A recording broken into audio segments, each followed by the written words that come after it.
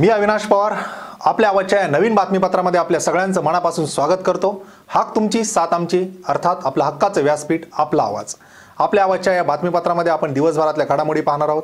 आपण पाहणार आहोत यशवंतराव चव्हाणांच्या नावाने जे स्मारक केले जाणार येडगाव धरणाच्या आसपास, त्याच्याकरिता 8 एकर जमीन ॲक्वायर केली गेली, मात्र त्यावर अद्यापही स्मारक उभारलं गेलं नाही। या आणि इतरही सगळ्या घडामोडी आपण विस्ताराने पाहणार आहोत। मात्र सुरुवातीला पाहूयात हेडलाईन। खेडजवळच्या ठाकरवाडीत पिसाळलेल्या लांडग्याचा धुमाकूळ, रुग्णालयात अँटीरेबीज लस नसल्याने अनेकांना धाव घ्यावी लागली पुण्याच्या रुग्णालयात। यशवंतराव चव्हाण स्मारक उरले फक्त कागदावरच, कोट्यवधी रुपयांचा निधी याकरता मंजूर असतानाही त्याचा विनियोग मात्र होऊ शकलेला नाही।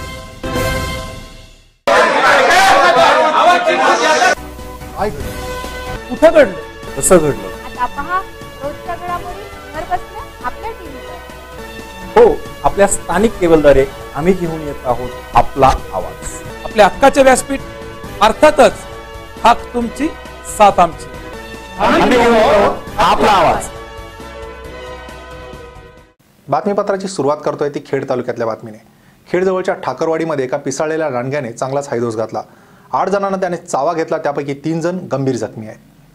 दोंदे गावच्या सैदाने ठाकरवाडी आणि आवळेचे ठाकरवाडी येथे काल रात्री 8 पासून पिसाळलेल्या लांडग्याने धुमाकूळ घातला होता। रात्री 8 पासून पहाटे 4 ते 5 वाजेपर्यंत या वाड्यांमध्ये पिसाळलेला लांडगा नागरिकांना चावा घेत सैरावेळा पळत सुटला होता।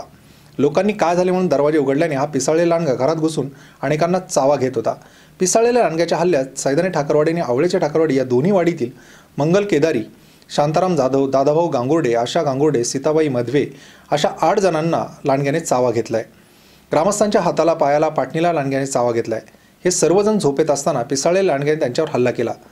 नागरिकांसह त्याने शेळ्या, मेंढ्या, गायी, वासरे आणि कुत्र्यांना पिसाळलेल्या लांडग्याने चावा घेतल्याने ही जनावरे देखील जखमी झाली आहेत। रात्रीच अचानक चावा घेतला त्याने, चावा इतका जोरात घेतला का सकाळपर्यंत रक्त चालू होतं। अचानक झोपेमध्ये चावा घेतल्यामुळे काय कळून आलं नाही। ठाकरवाडीमध्ये जो लांडग्याचा बंदोबस्त करावा, तसं आम्ही चांदोली, वडगाव, दोंदे, कडूस या आमच्या विभागामार्फत आम्ही वन विभागाला मागणी करीत आहे। टोटल आमच्याकडे 8 पेशंट आले। रात्री 2:30 वाजता साधारण घटना घडली आहे। त्यामध्ये त्यांचं प्राथमिक निदान म्हणजे झोपेमध्येच त्यांना चावा घ्यायला सुरुवात केली।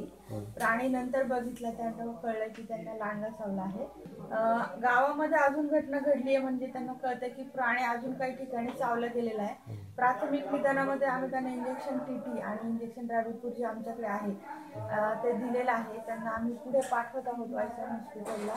त्यांना अजून एक लस घेणे गरजेचे आहे, त्यामुळे त्यांना पाठवतो। पेशंटची कंडिशन सगळ्या स्टेबल आहेत पेशंट, आणि त्यांना जे उपचार प्राथमिकरित्या देणं गरजेचं आहे। जुन्नर तालुक्यातले येडगाव हे महत्त्वाचं धरण। या येडगाव धरणाच्या आसपास यशवंतराव चव्हाण स्मारकाकरिता शासनाने 8 एकर जमीन अधिग्रहित केली होती।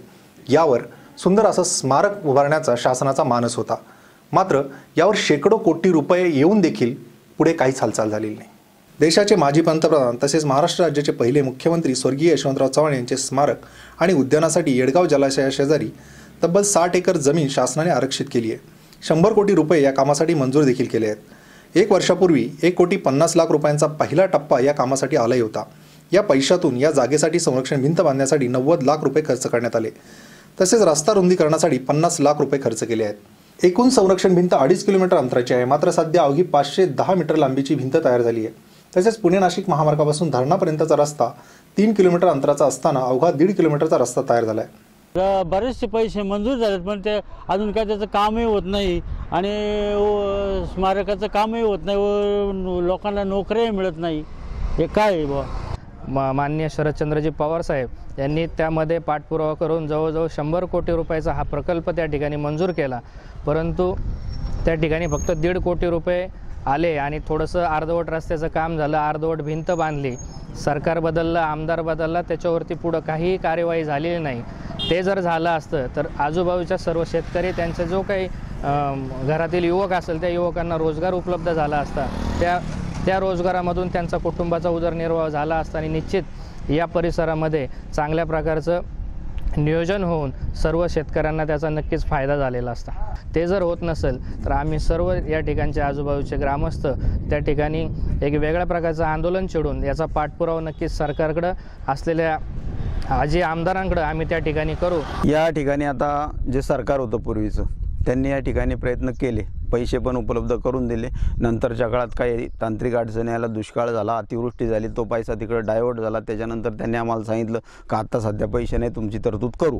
त्यानंतर सरकार बदललं, इथले स्थानिक आमदार बदलले, त्याच्यामुळे याच्या ठिकाणी काय पाठपुरावा केला जाताना दिसत नाही. आणि सर्व मुख्यमंत्र्याच्या पातळीवरचा हा विषय असल्यामुळं त्यांना काय मला पॉझिटिव्ह काय विषय वाटत नाही. हा काँग्रेस राष्ट्रवादी काँग्रेस सरकारच्या काळात या कामाला मंजुरी मिळाली आहे. या प्रकल्पाची किंमत 96,93,00,000 रुपये असून 3 वर्षात हा प्रकल्प पूर्ण करण्याची अट होती. तसेच करमणूक आणि वॉटर पार्क तसेच बोटिंग सुविधांसाठी 26.5 कोटी रुपये खर्च करण्यात येणार होते. बोटिंग आणि करमणूक हे बांधा, वापरा आणि हस्तांतरित करा या तत्वावर करण्यात येणार होतं. या कामासाठी अवघे 1.5 कोटी रुपये आल्यामुळे आणि सध्या हे काम बंद असल्यामुळे हे काम होणार की नाही, विद्यमान आमदार लक्ष घालणार की नाही, असा प्रश्न सर्वसामान्यांच्या मनात आलेला आहे. जर राज्य शासनाने, विद्यमान आमदाराने या विषयाकडे लक्ष घातलं नाही तर स्थानिक तरुण रस्त्यावर उतरणार आहेत. अशा प्रकारचं आंदोलन करण्याची भूमिका त्यांनी घेतलेली आहे. राज्यात भाजपा सेनेचे सरकार आले तर जुन्नरमध्येही परिवर्तन होऊन मनसेचा आमदार झाला. या बदलाच्या वाऱ्यात देशाचे माजी उपपंतप्रधान आणि महाराष्ट्राचे पहिले मुख्यमंत्री यशवंतराव चव्हाण यांच्या स्मारकाचा आणि उद्यानाचा प्रश्न हा मार्गी लागेल अशी आशा जनतेला वाटली होती. मात्र अजूनही हे उद्यान काही मार्गी लागत नाही. ते उरले ते फक्त कागदावरच. या उद्यानामुळे जुन्नर तालुक्यात पर्यटक वाढणार असून स्थानिक तरुणांना देखील याद्वारे रोजगार उपलब्ध होऊ शकतो. आपला आवाज, सुरेश वाणी, नारायणगाव. आता या बातमीनंतर का होईना स्मारक उभारण्याकरिता काहीतरी हालचाली होतील अशी अपेक्षा करूयात. आणि आता वळूयात पुढच्या बातमीकडे. दिवसभरातल्या घडामोडी आपण विस्ताराने पाहिल्यात. आता दिवसभरातल्या घडामोडी आपण संक्षिप्त स्वरूपात पाहणार आहोत स्पीड न्यूजमध्ये. देशातील शेती आणि शेतकऱ्यांशी संबंधित विविध घटकांसाठी एकाच योजनेतून सर्व प्रकारचे विमा संरक्षण पुरवणारी केंद्र सरकारची महत्त्वाकांक्षी योजना तयार झाली आहे. मंत्रिमंडळाच्या मान्यतेसाठी ही योजना सादर करण्यात आली असून आगामी मंत्रिमंडळ बैठकीत तिच्यावर शिक्कामोर्तब होणार आहे.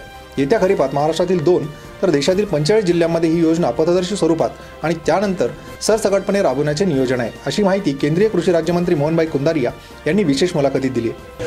मैं खास करके महाराष्ट्र में जो अकाल हुआ था जो डिस्ट्रिक्ट में, यहाँ से महाराष्ट्र गवर्नमेंट ने हमने मेमोरेंडम भेजा था.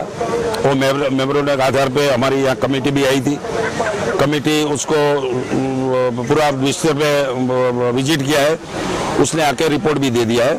हमारी जो हाई लेवल की कमेटी गृह मंत्री के अध्यक्षता में होती है, वो कमेटी में वो रिपोर्ट चला गया है. टूंक समय में वो पैसा महाराष्ट्र को मिलने वाला है. किसानों के हित के लिए हमने पूरा भारत में आज 539 जगह पे कार्यक्रम किया है कि सोयल हेल का डिस्टिलियम दे रहे. किसानों का प्रोडक्शन खर्च कम आएगा और प्रोडक्शन ज्यादा आएगा. किसानों को सुसाइड करने के लिए, बचाने के लिए हम पूरा प्रयत्न गवर्नमेंट कर रही है. मैं भी एक किसान पुत्र भी हूँ, इसलिए मैं किसान से व्यथा से पूरा परिचित हूँ. इसलिए हमें नई, अभी मैं बताया, एक कृषि बीमा पॉलिसी नई आ रही है, किसानों के हित में आ रही है. किसानों को भी सोचा भी नहीं होगा कि कैसी बीमा पॉलिसी होना चाहिए. ऐसी बीमा पॉलिसी नेक्स्ट ईयर में, नेक्स्ट महीने में डिक्लेयर होने वाली है. किसानों के हित में, प्रीमियम भी एकदम कम है, किसानों को बहुत उसके बेनिफिट मिलेगा.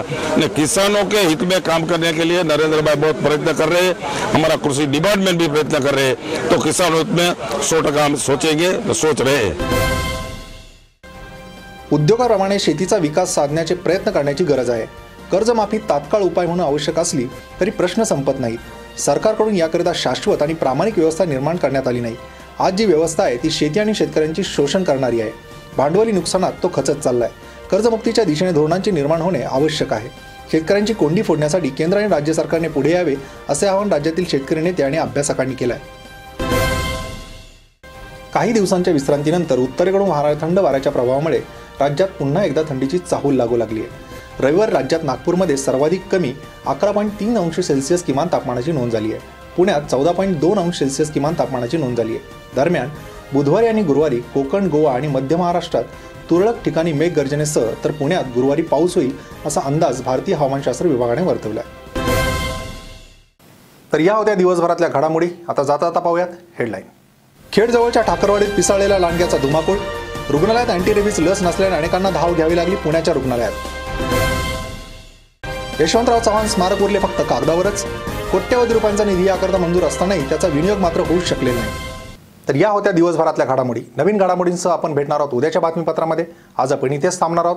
आपलं आवाजचं हे बातमीपत्र आपल्याला कसं वाटलं हे आम्हाला कळवायला विसरू नका. आपल्या प्रतिक्रिया पोहोचवण्याकरता आम्ही सोशल साईट्सवर देखील उपलब्ध आहोत. फेसबुक, ट्विटर, यूट्यूब, व्हॉट्सअप या सगळ्या लिंकवर आम्ही उपलब्ध आहोत. तिथे देखील आपण आपल्या प्रतिक्रिया आमच्यापर्यंत पोहोचू शकता. आज आपण इथेच थांबणार आहोत. भेटणार आहोत उद्याच्या बातमीपत्रामध्ये नवीन बातम्यांसह. तोपर्यंत धन्यवाद.